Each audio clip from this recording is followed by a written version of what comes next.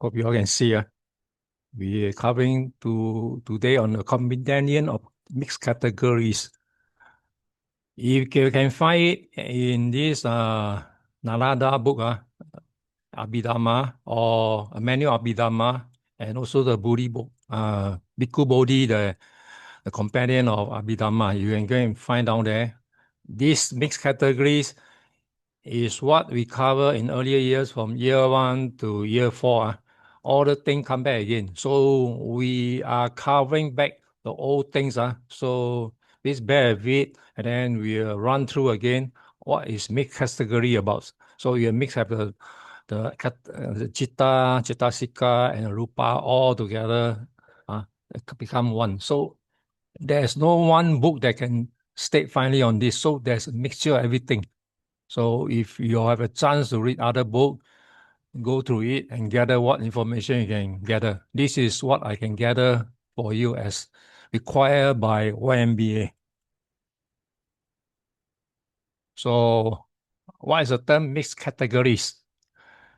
The term means it presents a classificatory schemes of categories of a mixed character, which includes wholesome, unwholesome, and indeterminate factors together in a single group. Okay? This is what we're going to study for this particular topic.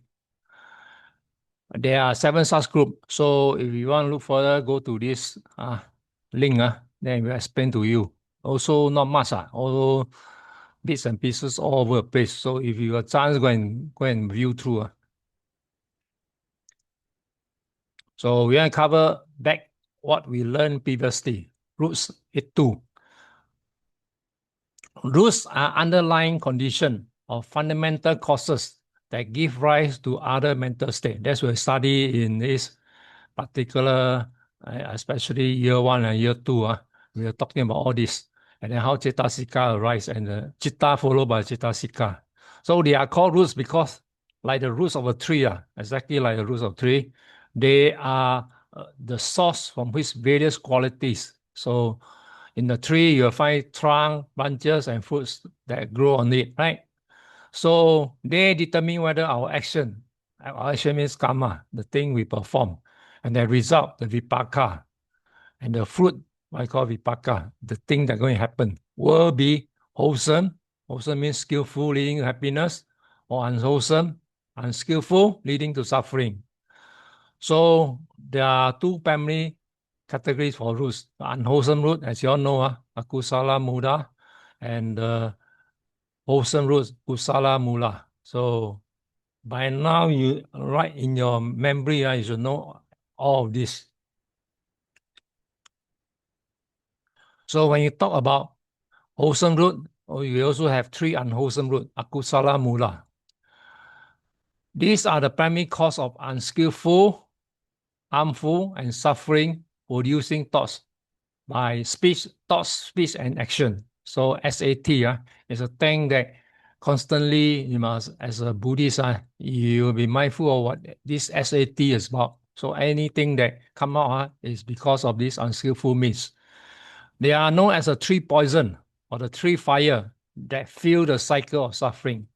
So especially this what I call the 3 poison, they are the thing that will make you suffer in samsara cycle that you will not able to come out of it. Okay, so if you know that doing all this bad thing, it will cause us suffering, never end. You all by now should know lobha means greed, attachment, or desire. Dosa, aversion, hatred, or ill will. Moha, delusion, ignorance. So by now you also know this by your fingertips. So no choice, we have to go through again. Definition: lobha is a mental factor of clinging, craving, or grasping. It is not just a desire for sense pleasure, like good food, entertainment, or sex, but lobha is also due to attachment to views. Some people, my point, my view is one and only one, is the right one. So they cannot accept other people's point of view. Opinion. people. You mix with people is also a lot of problem, and even state of existence. Don't even say about human, all the kind of attachment. Even you going for the next realm or rebirth, they also crave for existence. I don't want to come back to, I want to be in the heaven, okay? In the form of formless world, okay? It's the opposite of generosity and contentment. So this is exactly what we Buddhists must practice. Contentment, very, very important. So if you don't take care of this, the manifestation that it appear yourself as a selfishness, possessiveness. I mean, everything I want. Addiction, you are full of craving, all that thing you wish to have. Lust also another sort of craving. And incessant need for more. So it's a driving force behind the question. How can I make this mine? And this is what lay people, normal lay people, without kind of say Buddhism, you will never guide you by you. You always scared not enough. So like my friend, retired age already, he still said not enough because he said Singapore need a lot of money to survive. So he carry on working. Now he's 70, he still want to work. Because as long as company keep him, he said must work. Or else no money. I ever question him, how much is enough? And one fine day, when you cannot move, can money help you? So these people never think of that. So they say, how can I get more of what I like? So if you are obsessed with this, not enough, so you work until whole life, until you fall into the sky. Result, action rooted in greed lead to temporary satisfaction. So as you know, you material accumulation, you come to a day that you acquire sufficient, then the next stock come, still not enough. Followed by more craving, more you want, more attachment. Ultimately, come to let's say a point you cannot move, and need people help, then all these things will come and haunt you. You get disappointment and suffering when object of desire is lost or changes. Okay, especially when you come to the end of your life, your body, every minute degrading, especially you come to the age of 60 onward. Every time you observe carefully, every part start not working as properly as in the past. So even you have more money, you feel that you have money, but you suffer from physical pain, all this all start to change. So when these things start, then you think of money, then you think of body, then you feel not happy again.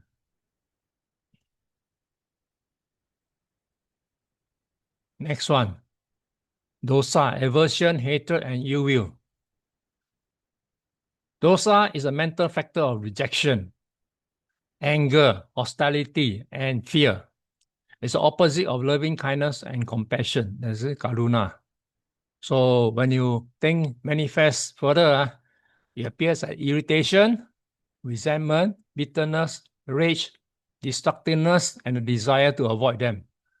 Avoid them or harm or destroy what is unpleasant. It's a driving force behind the question. How can I get rid of this? How can I destroy what I hate? Okay? This is when people love to have many, many pleasant things. And when unpleasant come, they get so frustrated with life that they cannot handle it, or they cannot,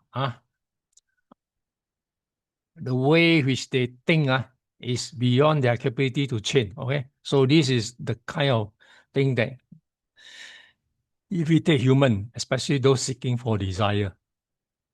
So action rooted in hatred lead to conflict, regret, mental turmoil, and the creation of enemies. They burn the one who holds them and lead to rebirth in painful state. So, like good example, Donald Trump, one of the head figure in this world. He always like to change things that against the norm. Okay, that's why until today, whole world is suffering from his own kind of stubbornness. Okay, he wants his own way. He's full of hatred. Okay, because he cannot catch up. American cannot catch up with the world. So this is a bad thing. If we attach to this, our life will be life after life. You hold them, your next birth will be the same sort. Moha, delusion, ignorant. Definition. Moha is a fundamental root of all suffering. It's a clouding of the mind, a lack of understanding of the true nature of reality. True nature of reality is understanding what is happening and really going on. So it's ignorant of the example of Buddhist about Four Noble Truths and the three characteristics of existence. Anatta, okay? Impermanent, suffering, and non-self. So for Buddhist teaching, especially Theravada, we put a very strong emphasis on this Four Noble Truths. You understand Noble Truth, you know that all these things is what we have to go through. And this characteristic of existence, this is a thing we cannot escape. Every one of us has to face it, okay? So if you believe in this, understand this thoroughly, life will be of peaceful and harmony to you. Manifestation. So if you don't understand this, it will make you confused, downness, wrong view, stubbornness, and a general misunderstanding of how things truly are. And moha support both greed and hatred. These are supporting each other. So when moha comes, greed and hatred will come in together. One after another. We crave because we are deluded into thinking that it will bring lasting happiness. Normal human beings, they will always hope for lasting happiness there and after. Like those fairy tale story, there and after. We hate because we are deluded about the true nature of the situation. Okay? You don't accept the change. Result, the roots rooted in delusion are blind and misguided. They perpetuate the cycle of samsara by reinforcing ignorance, making it impossible to see the path of liberation. So we Buddhists should know this by the fingertip of all the three evil roots. So in summary, any unwholesome thought, word, or deed can be traced back to one or combination of these three roots. For example, stealing is a root in lobha. You steal because of greed. Support by moha, because you are deluded, or what you call never even careful think about what will happen after that, about the karmic consequences. Next one is spreading a malicious rumor is rooted in dosa, ill will, and moha, delusion. So all these things, when you do all these bad things, is one after another, okay, supporting each other. So we come back to the three wholesome root, Kula, Kusala, Mula. They are the antithesis of the unwholesome roots and are the fundamental cause of all skillful, beneficial, and happiness-producing mental state and action. This is what Buddhist teach. Do good, avoid evil. Which our Buddha preaching on and on again. So at all times, we always try to do as much good as possible and avoid evil. So they lead towards, as a Buddhist, we don't aim for, example, my good Christian friend, I go to Nibbana. I said, no, I won't go because not in this life. So important thing I told him, you must have peace with yourself and good karma. And ultimately, it will lead you to liberation.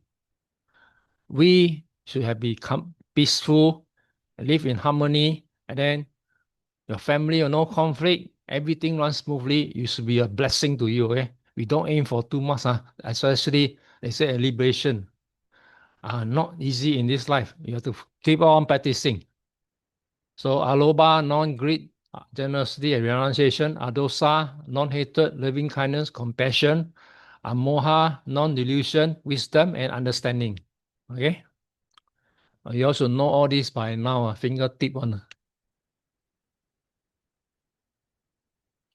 We're going to go to each factor again. Definition of aloba is the absence of greed and clinging. is not cold detachment, but rather a mental state of generosity, contentment, and letting go.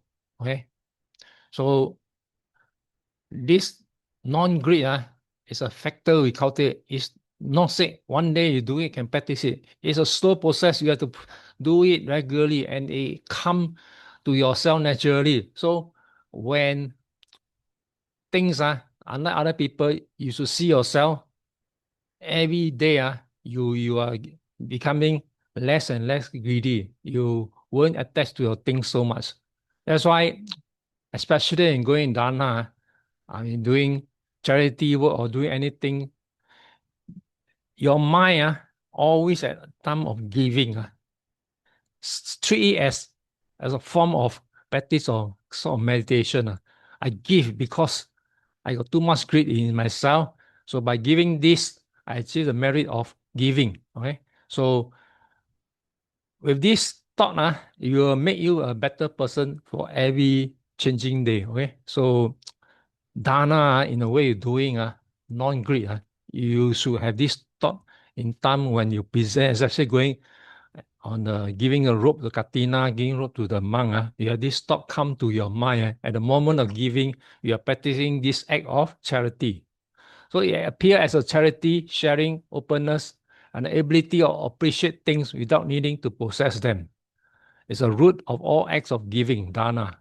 So if you can do this, it's really good for yourself. Okay. So when you're doing this such act, please do it with a mindful thing that you are reducing your greediness for each every act you're doing the dana. Adosa, non-hatred, loving kindness, and compassion. Adosa is the absence of hatred and aversion. It's a positive mental state of friendliness, goodwill, and patience.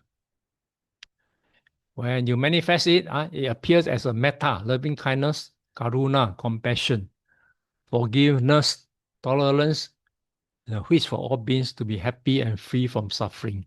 So when people in the bad state, we should have a kind of mind to sort of spreading our loving kindness, not to be happy because somebody is worse than us. Always have this kind of loving kindness. We are sad for them for coming to such a state, right? Like in the Middle East, no end trouble. So our mind should be wish them to have a happy life in and sooner to end the war. Okay. Amoha, non-delusion, wisdom, understanding. Amoha is the absence of ignorance. It's a clear seeing of reality, specifically the direct understanding of the Four Noble Truths, dependent origination, and the three characteristics. Okay. We Theravada pay very strong emphasis on this doctrine. I don't want to say about the other sect because they more of a faith kind of thing. We understand this doctrine, you will be knowing that this doctrine are profound teaching. If we understand this, we will be at peace with yourself. You won't be every day full of hatred, all that sort of thing coming to you. So it appears as an insight. You by practicing this, you have an insight or vipassana, right view, right thoughts, intelligence, and discernment. You know how to differentiate what is true, what is false, how to differentiate right and wrong. Okay, if you are Buddhist, cannot practice what is right and wrong. Something wrong with you. So it's the most important route for achieving enlightenment, as it uproots the fundamental cause of suffering, ignorance itself. So this is a very important thing which practicing Buddhists should adhere to it. So in summary, as we study all this, any wholesome action is rooted in these three. For example, giving a gift is rooted in aloba, generosity, moha, understanding the value of giving. Okay, so these are factors which connect one to the other. Okay, forgiving someone is rooted in dosa, non-hatred, amoha. And the next factor come in, the wisdom that understand holding a grudge only causes oneself pain. So we must be forgiving. Those people that hate us or whatever, which is forgiving. I mean, of their think of their ignorance, you just forgive them and forget about it. Okay, if you carry on this, life will be very miserable. Okay, you all study the 6 root. Now we go higher.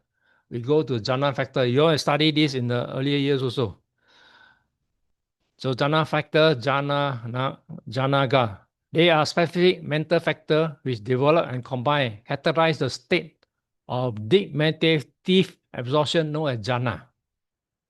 So jhana is not an our lay life can achieve. You must go through the absorption of meditation. So absorption meditation, I mean, you must do meditation. If not, you'll never get this jhana factor. So in Theravada Buddhism, jhana are sequential state of concentration. I mean, deep state of concentration, where the mind becomes profoundly still.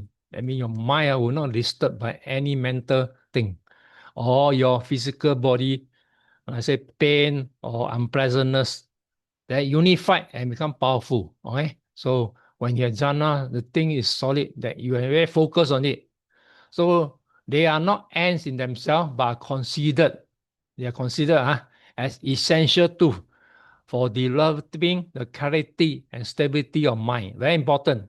Jhana is to develop clarity and stability of mind, needed for liberation insight towards vipassana. Okay, so it's a preparatory state for the next step. So very important. You have jhana factor, then you have a good chance of going progressive to vipassana. So there are 8 jhana in total, divided into 2 groups, right? So if when practice jhana is going to this rupa jhana, that means the 4 material jhanas, okay? And the arupa jhana, the 4 immaterial jhanas, okay? So these are jhana which will make you very concentrated mind. The jhana factor are primarily associated with the 4 material jhana. Each jhana is defined by which factor are present and crucially which have been abandoned. So you have to drop number of those bad ones and then progress on it, and then you get the good factors. So no choice, we have to go through the jhana factor. You all get bored. There's a rerun of what is jhana factors. The first jhana is defined by coexistence of 5 factors. You think of them as the food, as ingredients that which combine are experience of the first jhana. Okay, we're going to go through one by one. Vitakka, applied thought. This applied thought is to the initial application of mind into meditation object. It's a mental factor. Movement that places and holds attention object. That means you focus attention on a particular object. Like, example, when you practice the samatha, you practice breath, right? Observing a breath, one breath from another, kasina object, right? Kasina, remember all the kasina and the mantra. Some even say you chant is also a way of meditation. So you chant with understanding of each verse when you spoken, then you have full understanding. That's why I said you chant with understanding. It's like knocking on a door or placing a cup on a table. Okay, this is the function of applied thought, the starting. So the analogy is that the bird taking off from a branch, the act of grabbing a pot with a dirty cloth to clean it. So this is the analogy of how applied thought start coming in. Next one, vichara, sustained thought. The function is a sustained examination, rubbing or circling of the mind around the meditation object. I mean, if you say kasina, you think of an object which you observe, like a candle, okay? A candle, some burning candle. The Thai love to practice this on the kasina one. This is sustained examination on you don't go and rub, you can observe how the flame burn and then circling of the mind around the meditation object. Okay, let me observing the focus on the burning candle. So this is what we call sustained thought. So after Vitaka applies the mind, the Vichara keeps connected, exploring and familiarizing itself with the object. So that means you examine and keep on, like a scientist, checking on the microscope of those of these atoms that are or bacteria inside under the scope. That is examined with very, very close mind and I don't know the fine details on each of these kind of substance. So it's a stubler and more sustained than Vitaka. Okay, so that means you keep applying the thoughts. That means thought that will not disturb you. You just keep on looking at this particular object. So the analogy is that the bird soaring on the air currents are circling in the sky. Okay, this give example. It's a bird on the sky. Especially those vulture, they want eat the prey or the rotting meat. They will circle in the sky waiting for the chance. So this sustained rubbing of the pot with the cloth to clean it, or when cleaning the pot with mindful mind, just scrubbing to make it sure is so shining. Next one, the jhana factor of piti or rapture or joy. This is a profound sense of joyful interest. I mean, when you focus on it, interest start to come about.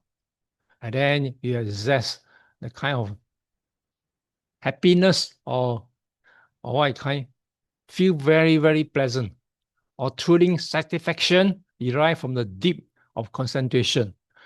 And it's often accompanied by physical sensation like goosebumps, shiver of delight, a feeling of lightness and exhilaration. It's an energetic, uplifting factor. So when you study the thing, especially scientists look at the discover of the kind of virus inside the particular infection, they'll be happy to find a new virus that is affecting the thing. So manifestation, it can range from minor flicker of joy to overwhelming. So it can be small joy or overwhelm. It acoustic flooding of the body. That means you feel the joy or the whole thing spreading out to your body. Ecstasy, ecstasy.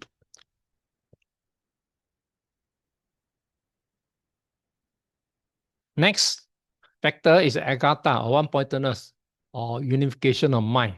When these three early factors come together, you achieve ekagata. So ekagata is a focal point of all other factors. It's an intense, I mean, full 100% focus, unwavering concentration, full concentration on a single object.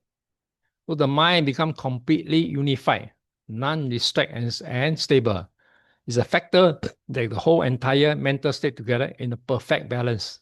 So at this state, when you are in a so-called one-pointedness, nothing will come and disturb you because you are so focused on this particular thing that nothing can throw you out.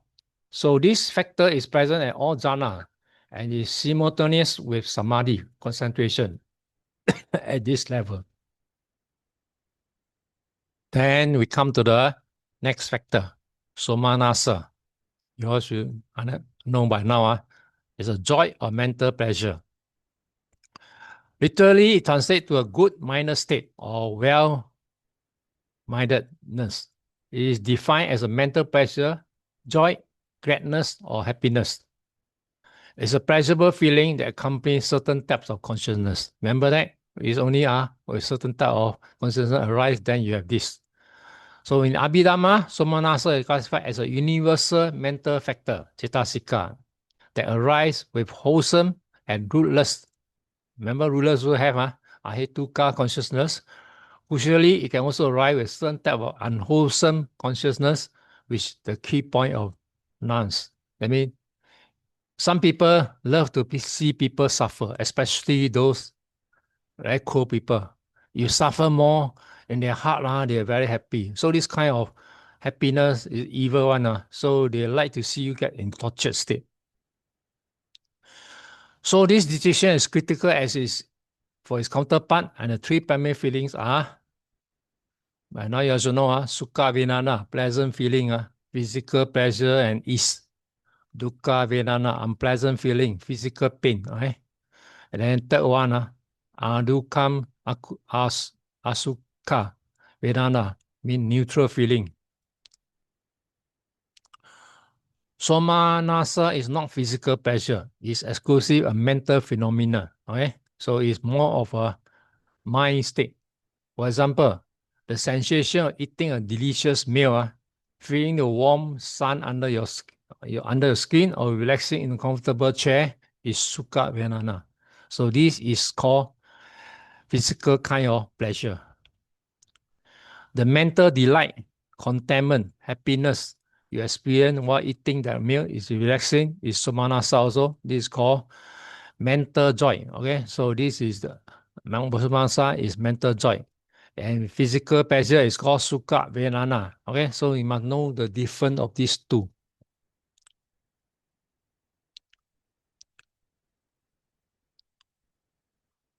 Okay, next one. Earlier one, somanasa, domanasa. This one is opposite. Displeasure or mental unpleasantness. Literally translate to a bad-minded state or dismindedness. Is universally translated as a mental displeasure, unhappiness, sadness, or dejection. So in Abhidhamma, what I call the Buddhist psychological ethical philosophy, domanasa is classified as one of the 5 universal mental factors that arise in every unwholesome akusala consciousness. It's an intrinsic part of the negative mental state. So here is crucial distinction. Buddhism categorizes feeling, vedana, into 3 primary types. Okay, sukha vedana, pleasant feeling, that means the physical pleasure, and dukkha vedana, unpleasant feeling, also referring to physical pain or discomfort. Then adukam asukha vedana, neutral feeling of neither pleasure nor pain. So this part is under the physical. Domanasa is not physical pain, is actually a mental phenomena. For example, stubbing your toe is dukkha vedana, physical pain. Okay. The subsequent frustration, anger, or self-pity about stubbing your nose is domanasa, mental displeasure. Okay. So it's one after another. Physical pain, then your mental pain will be the next one that come in. And then this is a final factor, upeka, equanimity. Literally translate as to look over or to see from above. This implies a panoramic balanced person is not indifferent, but a state of mental equivalence and neutrality that arise from wisdom. Okay? Upeka is not say neutral. It's a kind of mental equivalent, or call you don't take side or bias toward one side, but it comes out from wisdom. Okay? So when you differentiate upeka, is not the kind of upeka, but upeka with wisdom. It's a common but often incomplete translation, including what I call equanimity, or even mindedness, impartial, and pause. This upeka is the most basic sense, is one of the 3 primary feeling, vedana. Pleasant feeling, sukha, unpleasant feeling, dukkha, neutral feeling, upeka, or adukam asukha. So in essence, upeka is a radiant, balanced stillness of the heart that has fully understood the nature or existence. Is not a wall that blocks out the world, but a vast open sky that allows all weather to pass through without being disturbed. This is called the ultimate expression of freedom. Okay? So very hard. This one, when you have this, I think you are on the path or towards Nibbana. Okay?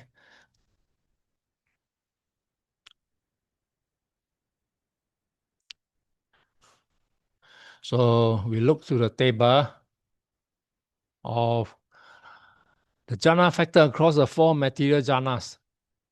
As meditator progress to higher jhana, the grosser factor are abandoned, leading to a stubborn, more refined, and more stable state of concentration. I think you all learn through early years. First jhana, or you have this vitaka, vichara, piti, sukha, ekagata. These are the 5 hindrances, nirvana, which you abandon. Then second jhana, you drop. Then you have piti, sukha, and ekagata. Okay, piti, sukha, ekagata. Then the two vitaka and vichara, apply and sustain, stop, drop. Okay. And third jhana factor, you left, we drop one more. Sukha, ekagata remain, piti drop out. Okay. Then fourth jhana, you have ekagata and upeka. This is called one pointers of equanimity, and a sukha drop out. So this one is division. Early year you all should know by now. And they can test you anytime in the 5th year. So still need to remember all this.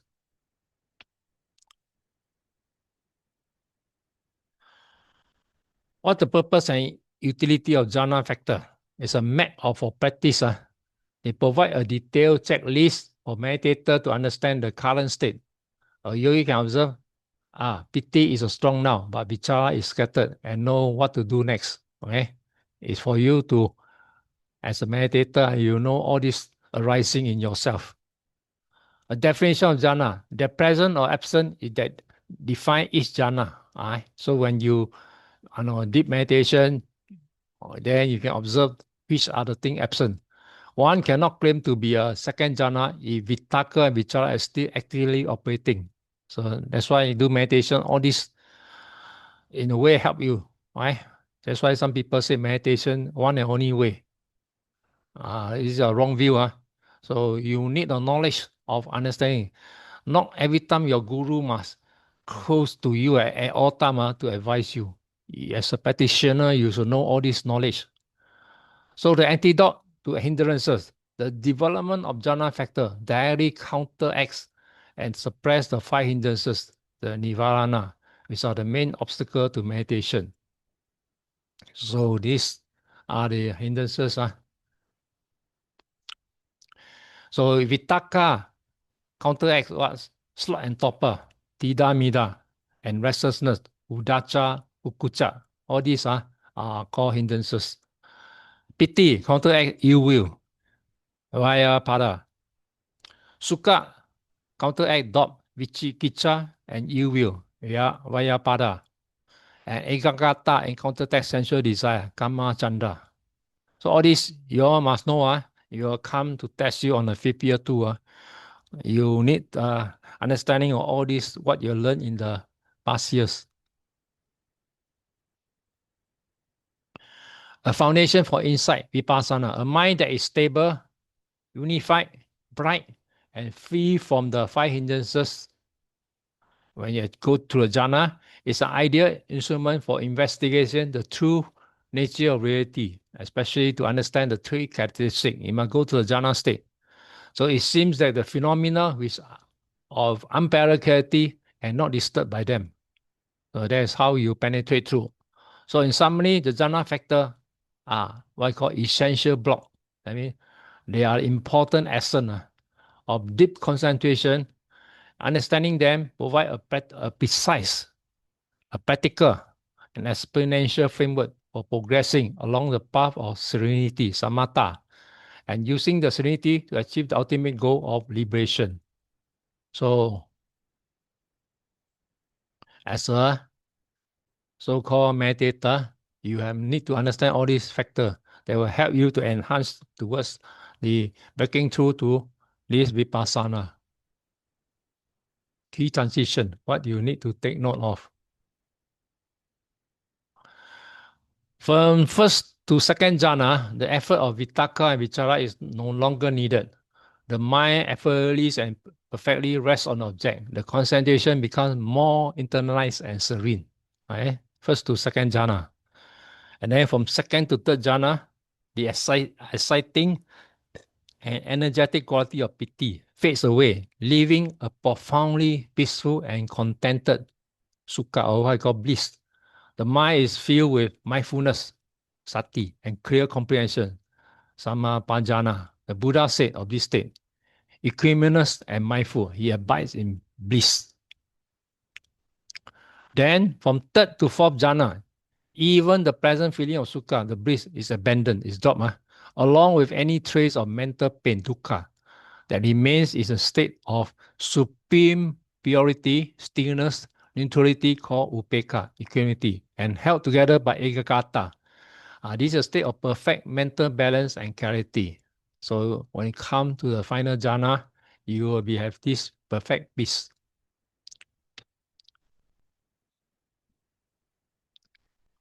Can we stop for 10 minutes before I continue the next one? Certainly.